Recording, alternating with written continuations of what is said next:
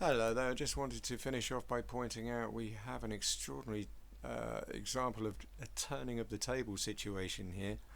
This is what started out as a simple bullying campaign against a cancer patient has now all of a sudden backfired, or it seems to be creating some serious backlash for the people that organised it. In, as I say, what is clearly a turning of the tables. And you can literally swing this around now, upside down. It's a situation of,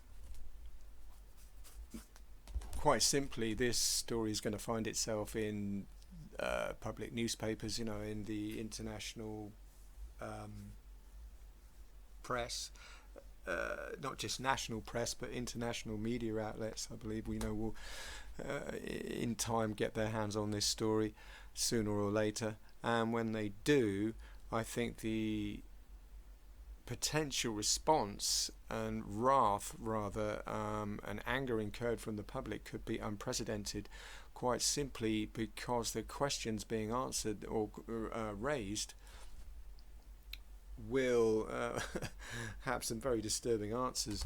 And of course, the questions I'm referring to are how many people have been murdered over the past 2,000 years to keep this running, which seems to be obviously extraordinarily high, and the amount of people butchered over the past 2,000 years to keep this scam running and collect money. Again, far more than we can even imagine, I'm sure. How much money have they made over the past 2,000 years? Well, that's again something we just speculate out at the moment. And what kind of anger is this going to incur from the general public, when they find out? Well, God only knows. I think, one thing we do know is it's going to be fierce. And that then raises the question, well, what's going to happen when people realise that things like COVID-19, are also, part and parcel of this scam, that COVID-19 appeared literally just as this scam was rumbled. I think, people are going to realise that this scam provided all the inspiration, motivation and finance for making deadly terminal viruses such as HIV. Quite simply, HIV does not go away, and it was just very clearly designed as a man-made bioweapon, in exactly the same, the same principles and methods upon which the cancer scam was born and built. Quite simply, unleashing a bioweapon in a modern day sense rather than a historical one.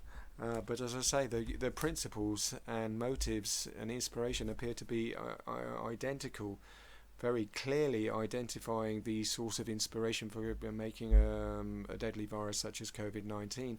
And we can only therefore speculate, at what kind of public anger and outcry there could be when the general public find the truth of this, what has been really happening for the past 2,000 years. The kind of angry protests and stuff, will demand that all these people, need to be taken off, to a secret location. That unfortunately, they have, in their desperate bid to try and stitch other people up, the whole thing was a stitch up, for God's sake, this whole goddamn thing. This whole business of just stitching up patients to make money, it all was all done on this pretense, wasn't it, of being told that it will never sink. The scam has no end. It's eternal. It will give money like a fruit machine, that's been fixed, but to just pay out constantly. And of course, you can therefore only imagine the surprise and shock and horror on these people's faces when they suddenly realise it was going to collapse.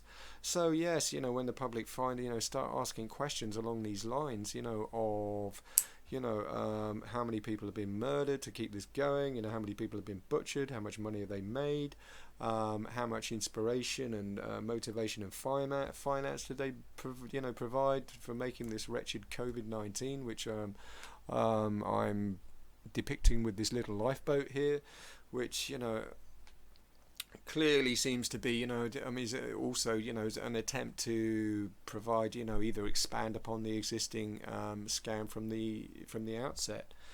And for that reason, I believe we have to start thinking seriously about furloughing employees and mitigating fallout for these people, because what I'm saying is that these people have been stitched up very seriously, very badly. I am, believe it or not, beginning to feel sorry for them. Quite simply, they have fallen for a scam themselves. This is the people that run it, the people on the bus here, that have been running roughshod up and down people for the past 2,000 years. As I say, have now suddenly found them stitched up themselves. As the boat is going down, they're suddenly realising, holy crap, they lied to us. The bastards lied to us. They told us it would never sink. And you can, really just only imagine, what is going through their heads at the moment. And, the kind of panic when they may be realising, like some of the questions I've just raised, how many people have been murdered, butchered, the money they've made, the inspiration and motivation providing COVID-19, what kind of anger this could incur from the general public. It's just not something, you want to think about for very long, because it seems very clear to me that they, just won't survive it. This is the people driving the bus here, after 2,000 years of running up and down people like this. Of course, that's a lot of debt to get yourself into, and not the sort of debt that people survive, very easily, because, it seems very clear that, when you've got millions of angry protesters outside your house, demanding, these people get a taste of their own medicine.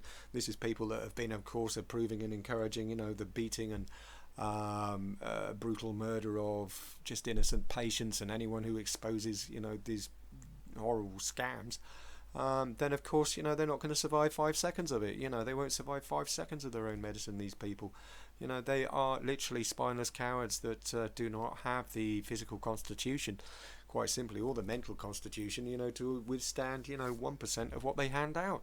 They are two-faced, literally have double standards, and for that reason they need help. It's as simple as that. And they're also, fairly, not that intelligent, let's just put it politely, because, yes, they've stitched themselves up. They believed the lie, they believed it would never sink. They all climbed on, just literally thousands, millions, or, hundreds of thousands of them. And, it's only making them look an absolutely gigantic fool at the moment, isn't it? This whole thing has hit an iceberg and collapsing on this gigantic scale. We now can only marvel at the level of hysteria and mayhem that's not only happening at the moment, but the escalation that could be just around the corner. So yes, the nature of this double stitch up cannot be underestimated. The turning of the tables and the help that these people will need, again, I think it has something that has to be taken very seriously at the moment, in order, quite simply, to save their lives. These people need to be need help, not just in their own physical protection, but also mental health, I believe. People like my father seem to have deteriorating mental health. I know other people in here, have deteriorating mental health, and weren't that good to start with, in that department. So yes, in every sense, these people need help. And the sooner we can get it to them, I think the sooner we can think about improving the situation for everybody. Because, quite simply, with these people at the helm of the boat anyway, they were doing so much harm. I don't think it, let's be honest, it wasn't even sustainable anyway. So perhaps this had to come sooner or later. But it is ironic, that this COVID-19 thing, only seems to have made it clear, all the more clear, what inspired it, as well as also, showing us that, there was a source to, of the inspiration. So it's worked both ways. Yes, the cancer scam has shown us to COVID-19, and COVID-19 has shown us to the cancer scam, and the link between them, cannot be underestimated, I believe, at this